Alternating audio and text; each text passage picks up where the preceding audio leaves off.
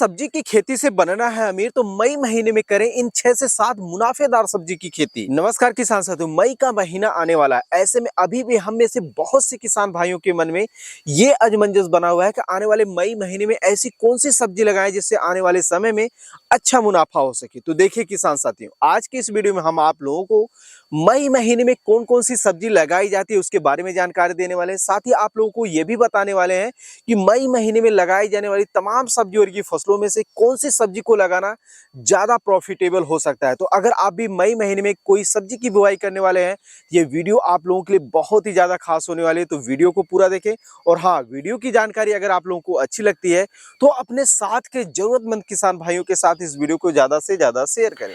किसान साथियों, अगर मई महीने में लगाई जाने वाली सब्जियों की बात करें तो आप लोग मई महीने में जो है वो कद्दू, करेला, खीरा, तोरी, नेनुआ इत्यादि के साथ साथ भिंडी, बैगन, मिर्चा आदि सब्जी वर्गीय की फसलों की बुआई कर सकते हैं।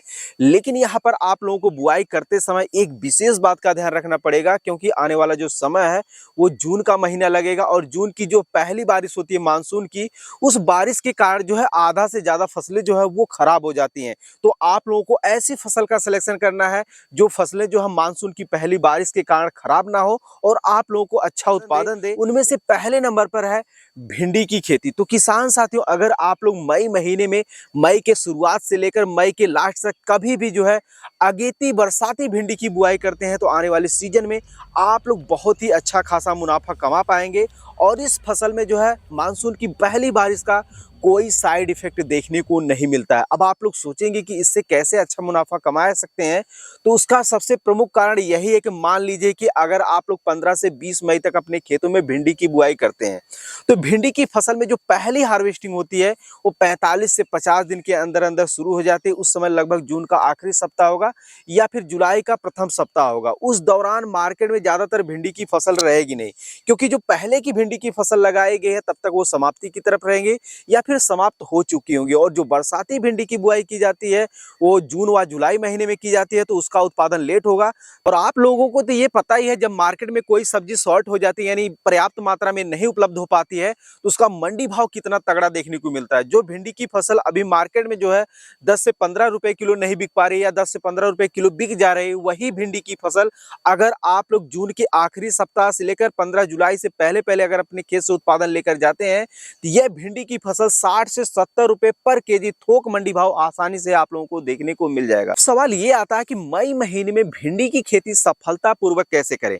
तो देखिए, भिंडी की खेती करना बहुत ही आसान है। भिंडी की खेती करते समय आप लोगों को खासकर दो विशेष बातों का ध्यान रखना होता है। पहला, मेड़ विधि से भिंडी की बीज की बिजाई करें। मेड़ से मेड़ की दूरी अगर आप लोग मई महीने में बुआई करने जा रहे हैं तो 1.5 से 2 फीट रखें और बीज से बीज की दूरी जो है वो 5 से 6 इंच पर करें, क्योंकि बरसात के सीजन में भिंडी के पौधे में ज्यादा बढ़वार देखने को मिलती है, उसके पत्ते भी ज्यादा बड़े होते हैं। तो अगर आप लोग दूरी मेंटेन नहीं कर पाएंगे तो आप लोगों को हार्वेस्टिंग के लिए बहुत ही समस्या देखने को मिलेगी। और बीजों की बात करें तो आप लोग अपने एरिया के प्रचलित हाइब्रिड किस्मों का चुनाव करें, क्योंकि देसी किस्मों की अपेक्षा हाइब्रिड किस्में ज्यादा उत्पादनशील होती हैं और उनमें रोग बीमारी की जो समस्याएं हैं वो भी कम देखने को मिलती है। अगर मैं आप लोगों को कुछ वैरायटियों के नाम बताऊं तो आप लोग एडवांटा का राधिका ले सकते हैं और ननहेंस का सिंघम ले सकते हैं और नामधारी का NS 862 वैरायटी का सिलेक्शन कर सकते हैं। ये मेरे हिसाब से बेस्ट है।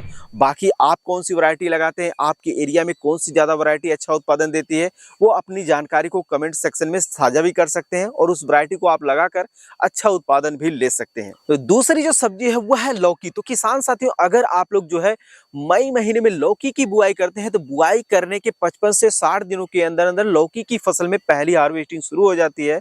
उस समय आप लोगों को अपनी लौकी की फसल से एक बेहतर उत्पादन तो देखने को मिलेगा, साथ ही साथ उस उत्पादन का इतना बेहतर मंडी भाव देखने को मिलेगा जिससे आप लोग जो है बरसात जैसी कठिन परिस्थितियों में भी लौकी की खेती करके बहुत ही अच्छा खासा मुनाफा कमा सकते हैं। उसका भी यही कारण है कि जो पहले की जो लौकी की फसल लगाई गई है वो जून महीना तक आते आते वो समाप्ति की तरफ चली जाएगी और बरसाती जो लौकी की बुआई की जाती है वो जून जुलाई महीने में की जाती है। ऐसे में अगर आप लोग मई महीने में करते हैं तो आप लोगों का जो उत्पादन उत्पादन है वो जुलाई के प्रथम सप्ताह में मार्केट में आ जाएगा, उस समय आप लोगों को बहुत ही जबरदस्त मंडी भाव देखने को मिलेगा। और उत्पादन इसलिए आपको ज्यादा देखने को मिलेगा क्योंकि लौकी की फसल एक ऐसी फसल है जिसमें मानसून की पहली बारिश का कोई साइड इफेक्ट देखने को नहीं मिलता है। लेकिन अगर आप लोग मई महीने में लौकी की बुआई करने जा रहे हैं तो आप लोगों को एक खास बात का ध्यान रखना पड़ेगा, वो ये है कि अगर आप लोग समतल क्यारियों में लौकी की बुआई करने जा रहे हैं तो आप लोग ऐसे खेत का सिलेक्शन करें जिस खेत में जो है जल भराव की स्थिति बिल्कुल भी ना बनती हो,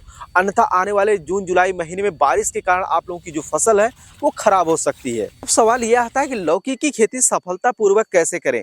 तो देखिए, लौकी की खेती करना बहुत ही आसान है। इसके लिए आप लोग लाइन से लाइन की दूरी जो है वो 6 से 7 फीट और पौधे से पौधे की दूरी जो है वो 1.5 से 2 फीट पर कर सकते हैं। अगर अधिक टेम्परेचर है और आपके खेत में नमी नहीं है तो आप लोग पहले पौधे की नर्सरी तैयार कर लीजिए, उसके बाद डायरेक्ट अपने खेत में जो है स्विंग करके और पानी चला दीजिए। अगर उन्नत किस्मों की बात करें तो आप लोग अपने एरिया के प्रचलित हाइब्रिड किस्मों का सिलेक्शन कर सकते हैं।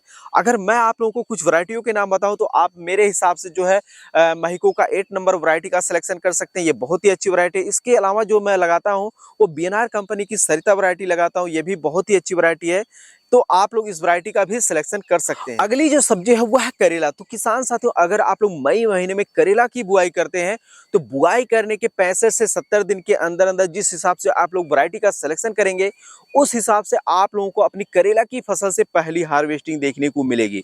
उस समय आप लोगों को अपनी करेला की फसल से एक बेहतर उत्पादन तो देखने को मिलेगा, साथ ही साथ उस उत्पादन का इतना जबरदस्त मंडी भाव मिलेगा जिससे आप लोग कम क्षेत्रफल वाले खेत में भी करेला की बुआई करके बहुत ही अच्छा खासा इनकम जनरेट कर पाएंगे, क्योंकि उस समय मार्केट में ज्यादातर करेला की फसल रहेगी नहीं।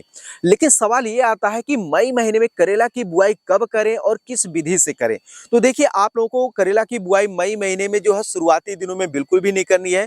मई के एंड सप्ताह में लगभग 25-26 के बाद ही बुआई करनी है। और आप लोगों को जब बुआई करनी है तो आप लोगों को एक विशेष बात का ध्यान रखना है कि जो आप लोग गर्मी के मौसम में समतल क्यारियों में ही अपनी करेला की खेती कर रहे थे, ये बिल्कुल भी आप लोगों को नहीं करना है। जब आप लोग मई महीने में बुआई करते हैं तो उसके लिए आप लोगों को झालर और मचान की व्यवस्था जरूर करनी पड़ेगी, क्योंकि जून व जुलाई महीने में जब बारिश होती है तो करेला की फसल की जो लताएं होती हैं वो इतना नाजुक होती हैं कि उसमें जब पानी लग जाता है तो उसमें फंगस बहुत ही तेजी से पकड़ लेता है।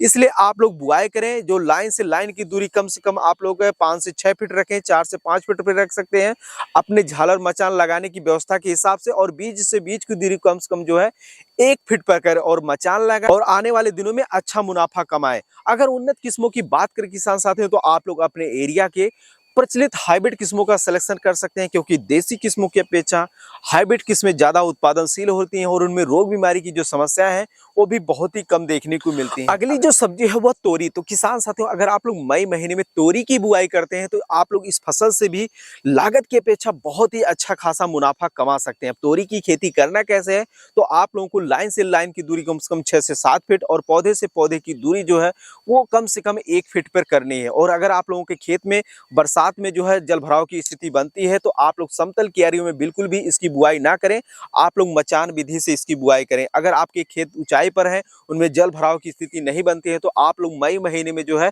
समतल क्यारियों में भी जो है तोरी की बुआई कर सकते हैं। अगर उन्नत किस्मों की बात करें तो आप लोग अपने एरिया के प्रचलित हाइब्रिड किस्मों का ही सिलेक्शन करें, क्योंकि आप लोगों को भी पता है कि देसी किस्मों की अपेक्षा हाइब्रिड किस्में ज्यादा उत्पादनशील होती हैं। अगर मैं आप लोगों को कुछ वैरायटियों के नाम बताऊं तो इनमें से जो मेरा सबसे फेवरेट है वो बीएनआर कंपनी का आलोक वैरायटी है, जो मैं हर वर्ष लगाता हूं और अच्छा उत्पादन लेता हूं। बाकी आप कौन सी लगाने वाले हैं, कौन सी लगाते आ रहे हैं, ये अपनी जानकारी कमेंट सेक्शन में जरूर साझा करें। अगली जो सब्जी है वो है खीरा। तो किसान साथियों, अगर आप लोग आने वाले सीजन में अच्छा पैसा कमाने की सोच रहे हैं और आप लोग मई महीने में खीरा की बुआई ना करें, ऐसा हो ही नहीं सकता। तो आप लोग मई महीने में अपने एरिया के प्रचलित हाइब्रिड किस्मों को देखते हुए अपने खेत में जो है खीरा की बुआई जरूर करें, क्योंकि अलग अलग वैरायटियों के हिसाब से खीरा की फसल में 40 दिनों से लेकर 60 दिनों के अंदर अंदर पहली हार्वेस्टिंग देखने को मिल जाती है। अगली जो सब्जी है वो है टमाटर। तो किसान साथियों, अगर आप लोग मई महीने में टमाटर के पौधे की ट्रांसप्लांटिंग करते हैं तो आने वाले 60 से 70 दिन के अंदर अंदर आप लोगों को अपनी टमाटर की फसल से पहली हार्वेस्टिंग देखने को मिलेगी। उस समय आप लोगों को अपने टमाटर की फसल से एक बेहतर उत्पादन तो देखने को मिलेगा ही मिलेगा, साथ ही साथ उस उत्पादन का इतना बेहतर मंडी भाव देखने को मिलेगा कि आप लोग कम क्षेत्रफल वाले खेत में भी टमाटर की खेती करके बहुत ही अच्छा खासा मुनाफा कमा सकते हैं। क्योंकि गर्मी के मौसम में जितना कम दाम में टमाटर बिकता है, उतना ही अधिक मंडी भाव बरसात के सीजन में देखने को मिल जाता है। अगली जो सब्जी है वो है बैगन। तो किसान साथियों, अगर आप लोग मई महीने में बैगन के पौधे की ट्रांसप्लांटिंग करते हैं तो पौधे की ट्रांसप्लांटिंग करने के 55 से 60 दिनों के अंदर अंदर आप लोगों को अपनी बैगन की फसल से पहली हार्वेस्टिंग देखने को मिलेगी। उस समय आप लोगों को अपनी बैगन की फसल से एक बेहतर उत्पादन तो देखने को मिलेगा ही मिलेगा, साथ ही साथ उस उत्पादन का इतना बेहतर मंडी भाव देखने को मिलेगा जिससे आप लोग कम क्षेत्रफल वाले खेत में भी बैगन की खेती करके बहुत ही अच्छा खासा मुनाफा कमा पाएंगे। क्योंकि इस सीजन में ज्यादातर किसान भाई बैगन की खेती नहीं करते हैं। अब क्यों नहीं करते हैं? क्योंकि जून जुलाई जैसी कठिन परिस्थितियों में यानी टेम्परेचर जब ज्यादा होता है तो बैगन की फसल में तना छेदक और फल छेदक कीटों का बहुत ही तेजी से अटैक होता है। लेकिन अगर आप लोग इसका निवारण कर ले जाते हैं, कीट व रोग का नियंत्रण कर ले जाते हैं, तो ये मान कर चलिए कि आप लोग अन्य फसलों की अपेक्षा इस फसल से बहुत ही अच्छा खासा मुनाफा कमा सकते हैं।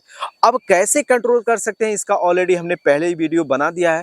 इस वीडियो का लिंक आप लोगों को डिस्क्रिप्शन में देखने को मिल जाएगा, तो इस वीडियो को आप लोग जो है जरूर देखें। तो किसान साथियों, ये थी जून जुलाई महीने में लगाई जाने वाली सब्जियों की अगेती बुआई। अगर आप लोग मई महीने में करते हैं तो आने वाले सीजन में आप लोग बहुत ही अच्छा खासा मुनाफा कमा पाएंगे। अब आप लोगों के दिमाग में ये आ रहा होगा कि हमने कद्दू का नाम नहीं लिया और ये मूली धनिया पालक का नाम नहीं लिया। तो देखिए भाई साहब, आप लोग इस फसल को भी लगा सकते हैं।